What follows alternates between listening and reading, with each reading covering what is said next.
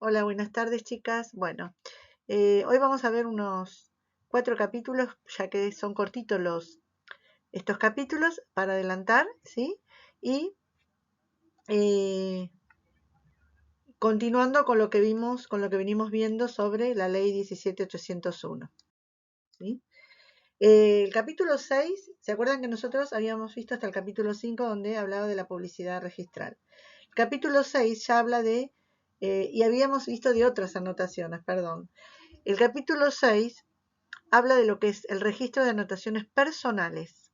¿Y a qué se refiere esto? Dice, el registro tendrá secciones donde se anotarán la declaración de la inhibición de las personas para disponer libremente de sus bienes y toda otra registración de carácter personal que dispongan las leyes nacionales o provinciales y que incida sobre el estado de la disponibilidad jurídica de los inmuebles. Bueno, acá lo que marca es que si, por ejemplo, alguna de las personas está inhibida porque no puede disponer de su patrimonio, de su bien, de este bien que está registrado, eso tiene que quedar anotado, ¿sí?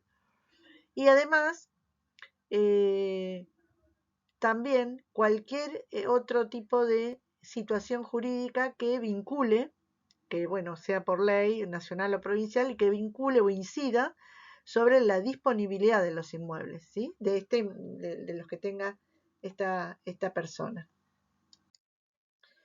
El artículo 31 dice: cuando fuese procedente las anotaciones mencionadas en el artículo anterior, deberán ser relacionadas con el folio del inmueble que corresponda. ¿Esto qué quiere decir? Bueno, que el inmueble, como sabemos, la inscripción tiene un folio de seguridad y debe vincularse a ese folio, ¿sí?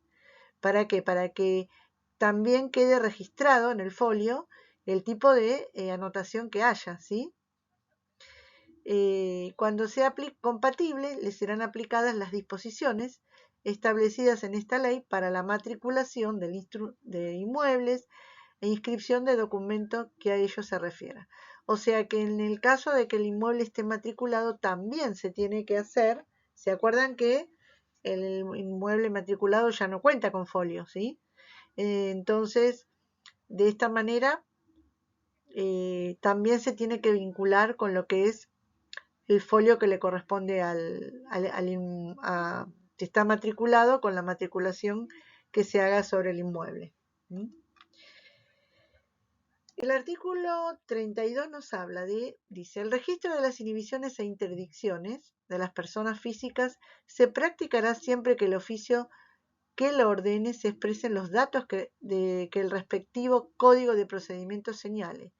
¿Y cuáles son los datos? Obviamente el número de documento, alguna referencia en particular, ¿sí?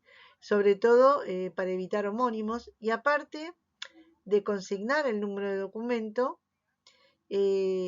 también hay que tener en cuenta lo que planteaba el artículo 9 y el artículo 10, ¿sí? Sí, está bien, el 9, perdón, el 10 corresponde a otro artículo. El artículo 9, ¿se acuerdan que nos hablaba de que si había el documento estaba observado, ¿sí? Se iba a rechazar. Si estaba observado o si tenía algún dato mal consignado, se tenía que rechazar, ¿sí?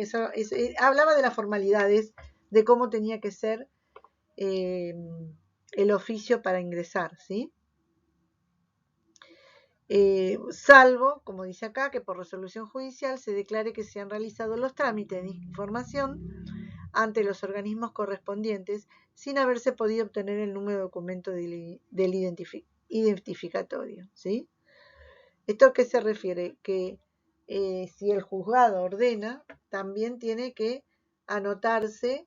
¿Esto por qué? Porque el nombre puede traer confusión, ¿sí? Porque el nombre de la persona, si bien se individualiza el inmueble en la anotación pero bueno, puede llegar a tener confusión. Siempre el número de documento es indiscutible.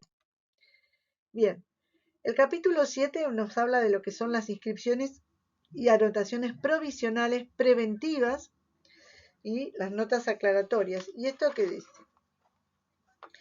que de acuerdo a la forma que determine la reglamentación local, el registro practicará inscripciones y anotaciones provisionales en los casos del artículo 9 y 18, ¿sí? El 9 es el que les dije recién, que hablaba un poco de que si no tenía dada, que si estaba, ¿se acuerdan? Les dije que si el documento estaba observado, se tenía que rechazar, ¿sí? Salvo, como decía el artículo anterior, que si la orden del juez decía que igual de todas maneras se tenía que anotar, aunque no esté consignado, por ejemplo, el número de documento, se tenía que hacer, ¿sí? Y el artículo 18 hablaba también de lo que es que cómo había que salvar a los documentos que eran rechazados, ¿sí? De la formalidad de cómo tienen que estar presentados, ¿sí? Bien, dice, las anotaciones preventivas que dispongan los jueces de conformidad con las leyes, el cumplimiento de condiciones suspensivas o resolutorias que resulten de los documentos inscriptos, así como las modificaciones o aclaraciones que se instrumenten con relación a los mismos, se harán constar en el folio respectivo por medio de notas aclaratorias, usando expresamente expresamente así se solicite.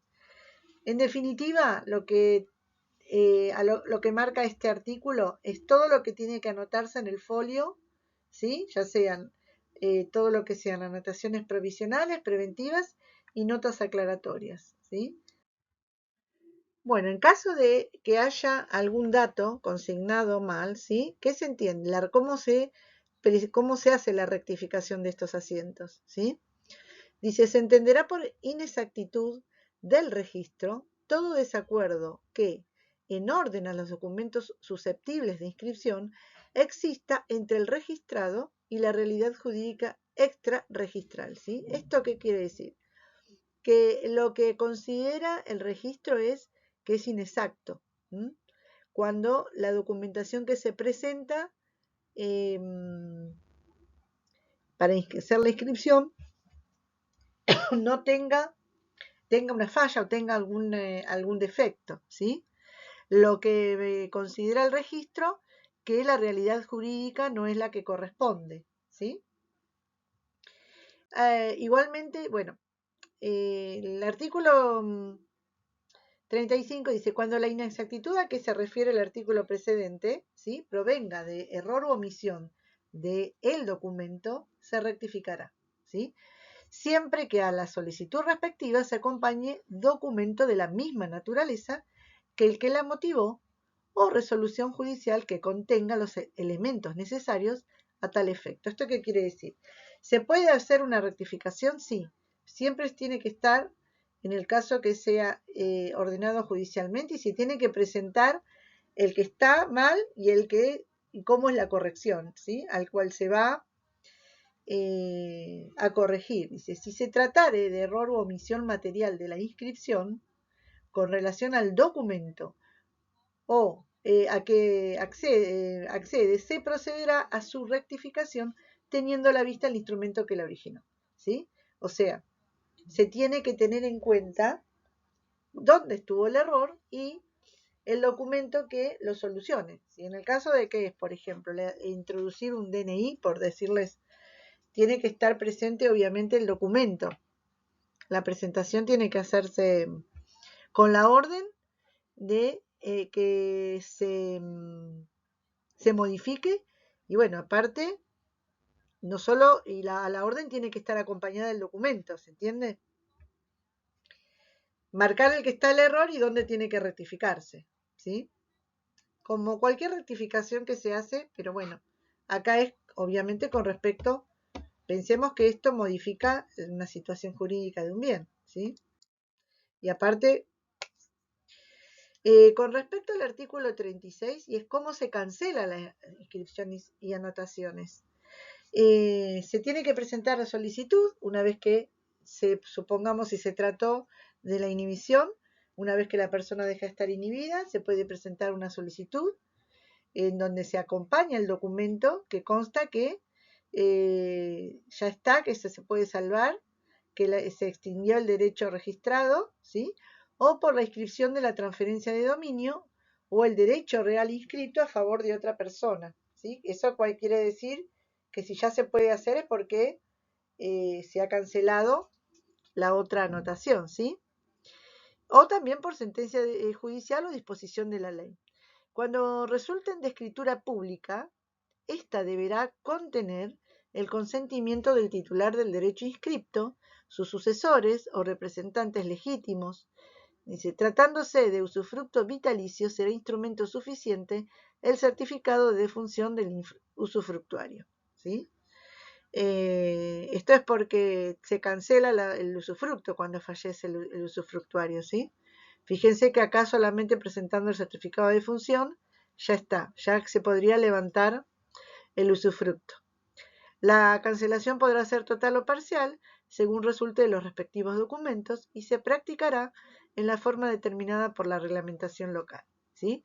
Generalmente siempre es diferente según la zona, puede ser. Por eso puede tener alguna... ¿Qué nos dice el artículo 37? Que ya es el último.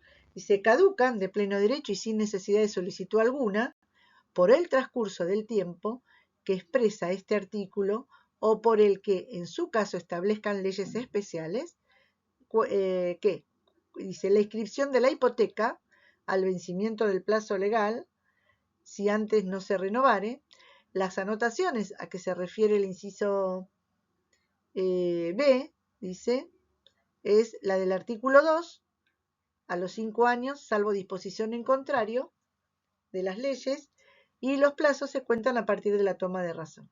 ¿Qué quiere decir? Que en realidad no hay que leer, salvo que, bueno, obviamente se solicite, como los artículos anteriores. Si no se solicita, se va a caducar de pleno derecho con el transcurso del tiempo de acuerdo al vencimiento de las inscripciones que se hacen hechas, ¿sí? La hipoteca, el plazo legal que tiene ahora, antes era 10 años, ahora creo que son 5, ¿sí? Y anotaciones como las de inhibiciones, sí, son 5 años, y salvo que, bueno, haya alguna disposición en contrario. ¿Se puede renovar? Sí, obviamente. Esta es la caducan si no se renueva. Bueno, con esto terminamos la clase de hoy, ¿sí? Nos vemos luego.